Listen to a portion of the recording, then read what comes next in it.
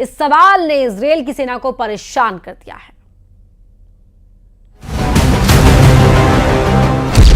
31 जुलाई 2024, जिस दिन इजरायल ने तेहरान में हमास के चीफ इस्माइल हानिया को मारा, ठीक उसी दिन इजरायल की कमांडो फोर्स ने हमास के कमांडर याहिया सिनवार को गजा में घेर लिया था। यानी इजरायल का टारगेट था दिन 1, 31 जुलाई 2024, टारगेट 2, हानिया और सिनवार।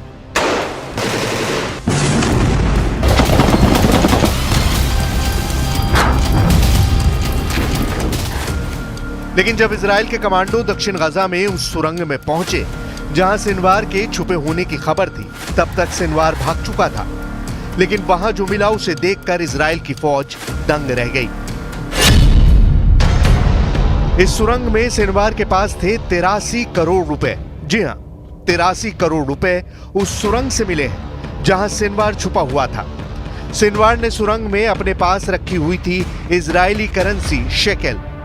इसकी कीमत $10 मिलियन बताई जा रही है और भारतीय करेंसी में देखा जाए तो ये 83 करोड़ हो जाते हैं। अब सवाल है कि सिनवार इतनी बड़ी रकम का क्या कर रहा था।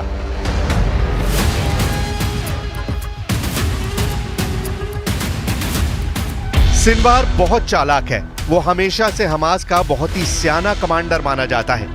यही वजह है कि अब तक वो जिंदा है और इजरायल की सेना उसे लाख कोशिशों के बावजूद नहीं मार पाई है। इजरायल की इंटेलिजेंस से सिनवार के बारे में बहुत चौंकाने वाली बात पता चली है, जिसकी वजह से गजा में उस तक पहुंचना बहुत मुश्किल हो गया है। सिनवार इलेक्ट्रॉनिक कम्युनिकेशन यानी मोबाइल या सैटेलाइट फोन जैसी कोई चीज इस्तेमाल नहीं करता। अपने बमबाज दस्तों को मैसेज पहुंचाने के लिए वो ह्यूमन कुरियर सिस्टम यानी हमास के लड़ाकों को ऑर्डर देता है। लेकिन सिनवार जहां भी है, जैसा भी है, उसके सिर पर अब ऐसी जिम्मेदारी डाल दी गई है जो हमास का कोई और कमांडर उठाना नहीं चाहता था। एक तरह से याहिया सिनवार को ग्रेनेड का ताज पहना दिया गया है। इस ताज को पहनने का मतलब है कि सिनवार को मौत की दावत मिल चुकी है। सिनवार के ताज में सभी ग्रेनेड एक्टिव हैं। ये ग्रेनेड कब फटेंगे इसका फैसला इजरायल करेगा, क्योंकि हानिया की हत्या के बाद अब इजरायल का अगला टारगेट याहिया सिनवार ही है। सवाल है कि ग्रेनेड का ताज या कहें कि सिनवार को कफन पहनाकर हमास ने अपनी नई लीडरशिप को तैयार करने से पहले ही उसके खत्म होने का ऐलान कर दिया है। इजरायल की स्पेशल फोर्स का पूरा फोकस अब याहिया सिनवार पर है। वो गजा का चप्पा चप्पा छान रहे हैं। इस्माइल हानिया की हत्या के बाद याहिया सिनवार ही लाइमलाइट में है। इसीलिए गजा में उन सुरंगों को तलाशा जा रहा है जहां सिनवार के छुपे होने की खबर मिल रही है। इजरायल की फोर्स 24 घंटे इसी मिशन पर लगी हुई है। वो हानिया के बाद अब किसी भी हालत में सिनवार को मौत के घाट उतारना चाहती है। इजरायल की सेना बता रही है कि सिनवार का अगला ठिकाना वही होगा जहां इस वक्त मोहम्मद दाइफ है, जहां इस्माइल हानिया को पहुंचाया जा चुका है। यानी इजरायल ने एक नई कब्र तैयार कर ली है जिसे सिनवार के नाम बुक कर दिया गया है। दाइफ और हानिया के बाद तीसरी कब्र में सिनवार को पहुंचाने की तैयारी है। यानी हमास की लीडरशिप को खत्म करने का पूरा प्लान तैयार है। Sinwar is an archi-terrorist responsible for one of the most horrible terror acts in history, the 7th of October. There is only one place for Yahya Sinwar. It's next to Muhammad Deif, next to Randur, next to Ayman Nofel, next to all the terrorists that were responsible for the 7th of October. This is the only place we are planning for Yahya Sinwar. इस वक्त Yahya Sinwar Hamas की कई खतरनाक हमलावर टोलियों की कमान संभाल रहा है। इनमें हमास की खोपड़ी हंटर फोर्स सबसे खतरनाक है, जिसने नेतन्याहू की फौज को बहुत नुकसान पहुंचाया है। हमास का खोपड़ी हंटर गाजा में एक गोली से 2 इजरायली सैनिकों को मार चुका है। इजरायल के 2 सैनिक साथ बैठे हैं। तभी हमास का खोपड़ी हंटर गोली चलाता है और फिर एक नहीं 2 लाशें गिरती हैं। हमास का खोपड़ी हंटर ऐसा ही एक और हमला कर चुका है। वो 600 मीटर दूरी पर मौजूद इजरायली सैनिकों के झुंड पर एक गोली चलाता है। पहले आगे खड़ा हुआ इजरायली सैनिक गिरता है और फिर उसके पीछे खड़ा हुआ सैनिक लड़खड़ा कर गिर जाता है।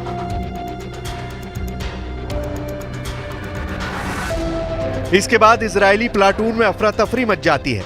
हमास का खोपड़ी हंटर फिर गोली चलाता है और तीसरे सैनिक को भी खत्म कर देता है।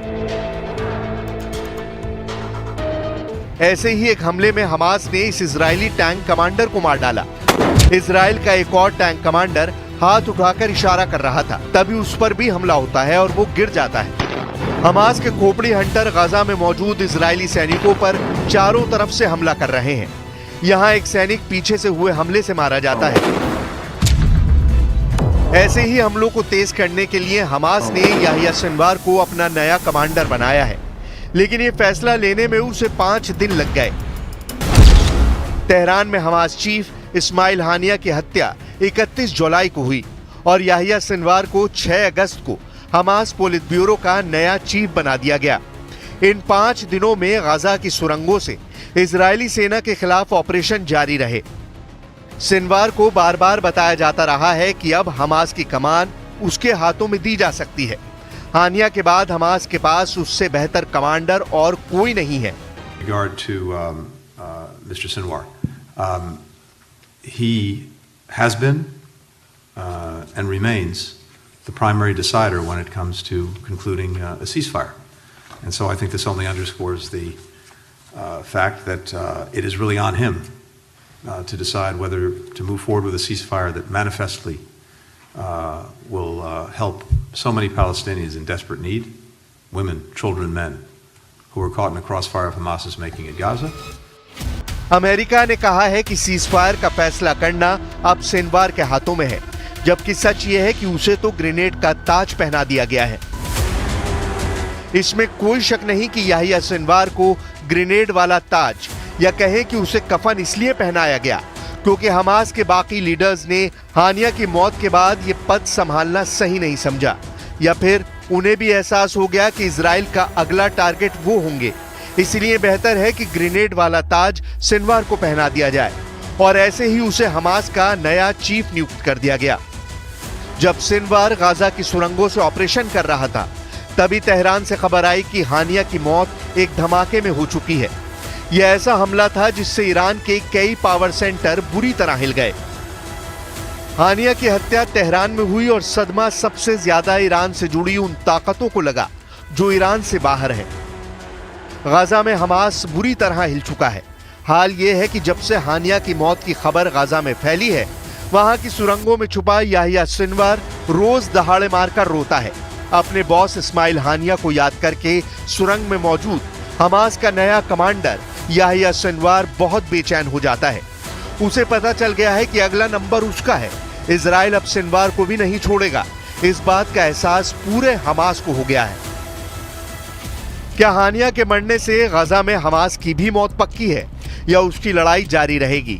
गाजा के अलावा दूसरा मोर्चा लेबनान बॉर्डर है, जहां हिजबुल्लाह बैरूत में इजरायली हमले के बावजूद लगातार आक्रामक है। लेकिन हमास चीफ इस्माइल हानिया और हिजबुल्लाह कमांडर फुआद शुकर की मौत से डबल झटका नसरल्लाह को भी लगा है।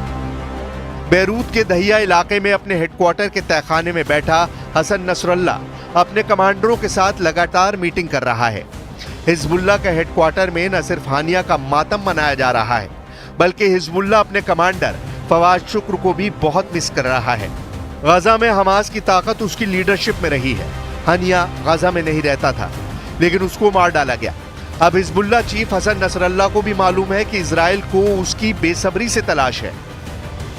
بعد اغتيال الشهيد القائد سيد فؤاد، حزب الله أيضا يرى نفسه ملزما بالرد، وإيران سترد وحزب الله سيرد، والعدو ينتظر ويترقب ويحسب كل صيحة عليه يحسبها هي الرد। ईरान के समर्थन वाली एक और ताकत है यमन।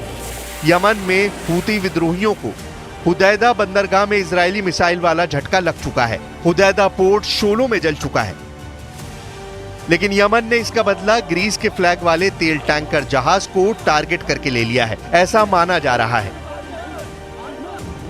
देखिए हूती की एंटी शिप मिसाइल ने कैसे इस टैंकर जहाज को निशाना बनाया। ऐसे ही हमलों की वजह से गजा और इजराइल युद्ध और तेज होता जा रहा है। हालात ऐसे हैं कि कई फ्रंट एक्टिव हैं और हर फ्रंट पर एक नई जंग शुरू होने वाला बारूद मौजूद है।